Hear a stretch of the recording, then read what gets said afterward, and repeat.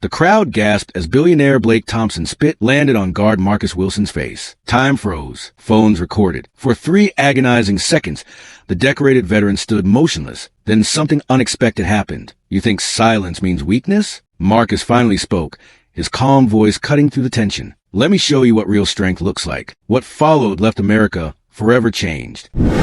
2 worlds collided that day at the Lincoln Memorial. Marcus Wilson, Iraq War hero with scars still visible on his neck, now guarded America's monuments with the same intensity he once protected his fellow Marines. Blake Thompson arrived with his entourage, designer clothes reeking of expensive bourbon, live streaming his DC adventure to millions of followers. Watch this, Blake slurred to his camera, swaggering toward the stoic guard. I'll make this robot break. The growing crowd sensed danger as children were pulled away by concerned parents. A street vendor muttered, "Not again," having seen entitled tourists try and fail to provoke guards before. But something about Blake's approach felt different. Dangerous. Blake circled Marcus like a predator, his $2,000 shoes scuffing the memorial's polished floor. What's with the statue act? Too scared to move? His friend snickered, phones recording from multiple angles. Marcus remained motionless. 8 years in the Marines had taught him to recognize true threats. This wasn't one, yet. Maybe he's broken, Blake announced, waving his hand inches from Marcus's face. The bourbon on his breath could have intoxicated bystanders. Hey everyone, America's paying this guy to stand here like furniture. A veteran in the crowd stepped forward. Son, that's enough. His Vietnam War cap spoke volumes about respect earned through sacrifice. Blake ignored him. You know what I think of your precious duty? He leaned closer, invading Marcus's personal space. The crowd tensed. Parents shielded children's eyes. Something ugly was brewing. I'd make more money in a day than you'll see in your lifetime, Blake slurred, playing to his livestream audience. My followers want a show. Let's give them one. Marcus's mind flashed to Fallujah, the IED that killed 3 of his squad. The months of rehabilitation after shrapnel tore through his shoulder. The nightmares that still woke him screaming. This entitled man-child knew nothing of real pressure. Maybe he doesn't speak English, Blake's friend suggested, adjusting his designer sunglasses. Try sign language. The small group laughed, but their discomfort was evident. Even they sensed boundaries being crossed. A security officer approached cautiously. Blake's bodyguard, a mountain in an expensive suit, stepped between them, flashing credentials that sent the officer retreating. Money still opened doors in Washington. $10,000 if you smile, Blake offered, pulling out his wallet. When Marcus didn't respond, he tossed $100 bills at the guard's feet. Dance, monkey, dance. The crowd's murmurs turned hostile, not toward Marcus, but toward Blake. American tourists apologized to foreign visitors. We're not all like this, a woman whispered to her children.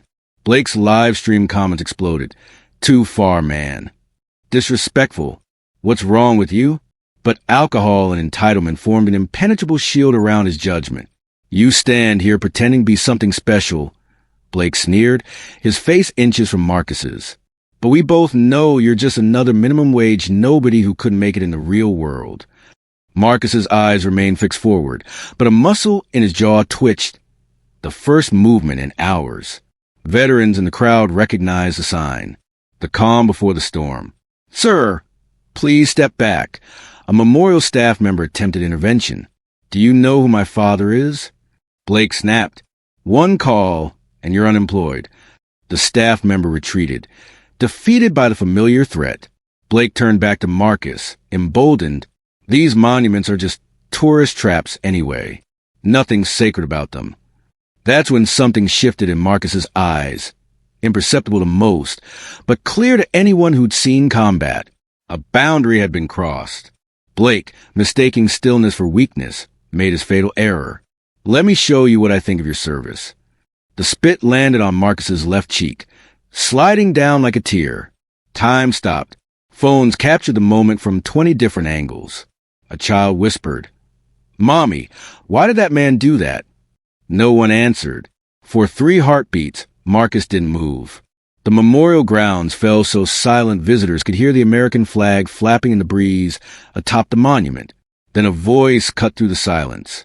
Guard Wilson, Marcus's supervisor, Captain Rivera, approached with measured steps. At ease, soldier.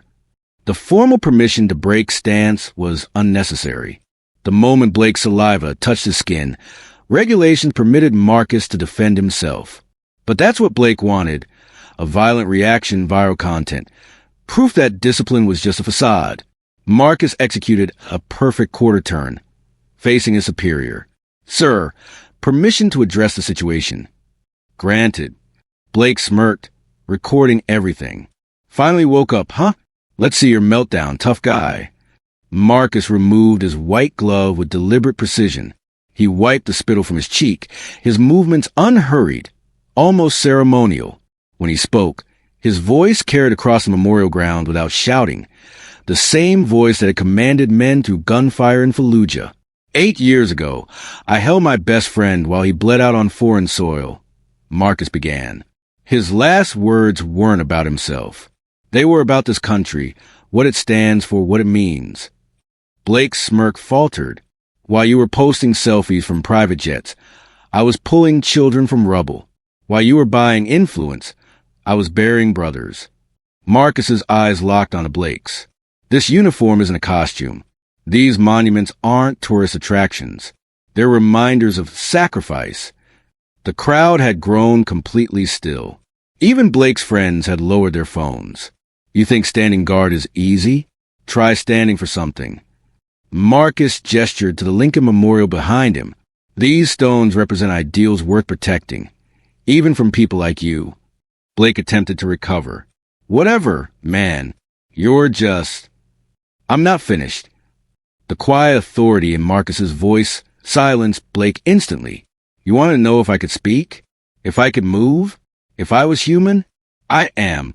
I feel every insult, every joke, every attempt to break my composure. Marcus stepped closer, not threatening but present. But I stand firm because that's what duty demands.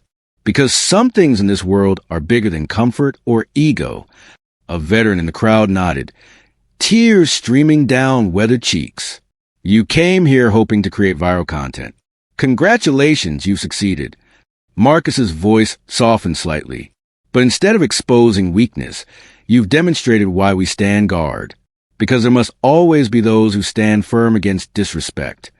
Blake's live stream comments exploded with unexpected reactions. Respect to that guard. This is what real strength looks like. I'm ashamed of Blake right now. I don't expect an apology, Marcus concluded. But I hope someday you'll understand what happened here. This isn't about you or me.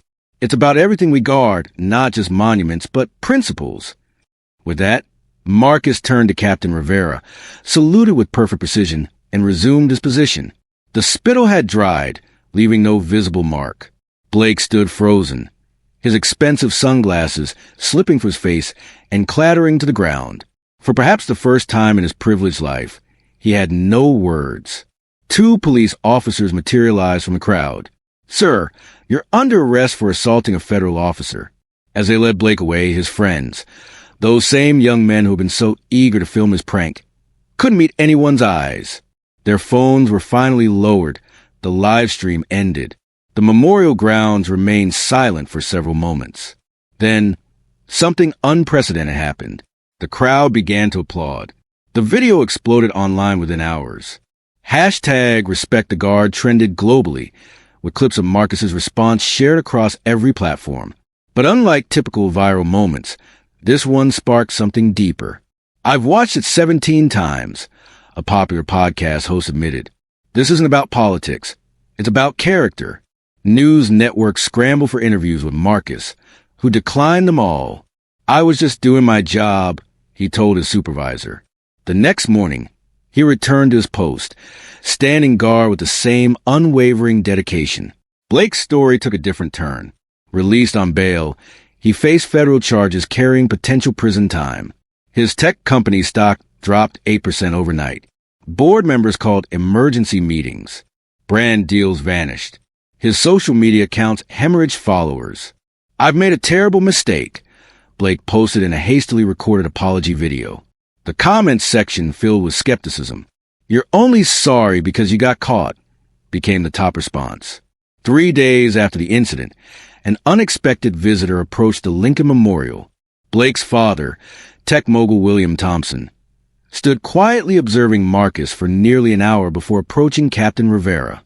"My son's actions were inexcusable," the elder Thompson said, his usual confidence subdued. "I'd like to make a donation to the Veterans Memorial Fund, anonymously." The check he handed over had 7 figures. Meanwhile, Marcus found his apartment building surrounded by reporters. Neighbors defended his privacy, forming human barriers when necessary. "He protected our monuments," an elderly woman told a persistent journalist. "Now we're protecting him." In schools across America, teachers use a video as a discussion point about respect, duty, and digital citizenship. "What would you have done in Guard Wilson's position?" became an essay prompt that generated thoughtful responses from students. A week later, Marcus received a letter from the White House. The president requested a private meeting away from cameras. What transpired remained between them, but Marcus emerged with quiet dignity, declining comment except say, "It was an honor to serve." Blake Thompson disappeared from public view, his social media dormant. Sources reported he had entered a rehabilitation program, followed by community service at a veterans center in Texas. The judge had been creative with sentencing. The memorial staff noticed a change in visitor behavior. Tourists still took photos with guards, but with newfound respect. Parents could be heard explaining to children not just what the guards did, but why they did it. The uniform represents something bigger than any individual. One guard was overheard telling a curious child, "Just like your country is bigger than any one person." 3 months after the incident, Marcus Wilson received a package. Inside was a pair of broken designer sunglasses and a handwritten note. "You taught me what real strength looks like. I'm still learning, but I'm trying. With respect and regret, Blake." Marcus placed a note in his desk, drawer alongside his combat medals. Different battles, same lesson. True strength isn't about dominating others. It's about standing firm in your principles, even when it would be easier to break. The next morning, as he had done hundreds of times before, Marcus Wilson put on his uniform and took his position at the memorial, standing guard not just over stone and marble, but over something far more precious, the ideals they represent. What is true strength? Not the power to humiliate others, but the discipline to stand firm when disrespected. Not wealth that buys influence, but character that earns respect. Marcus Wilson embodied this truth in a moment that transformed ordinary tourists into witnesses of something extraordinary. Months later, visitors still lower their voices when passing that spot. Parents point and explain to their children, "That's where someone chose dignity over anger." Teachers use a video in classrooms to spark discussions about moral courage. Veterans stand a little straighter when approaching the memorial. One tourist left a note that captured it perfectly. "I came to see monuments of stone, but witnessed a monument of character."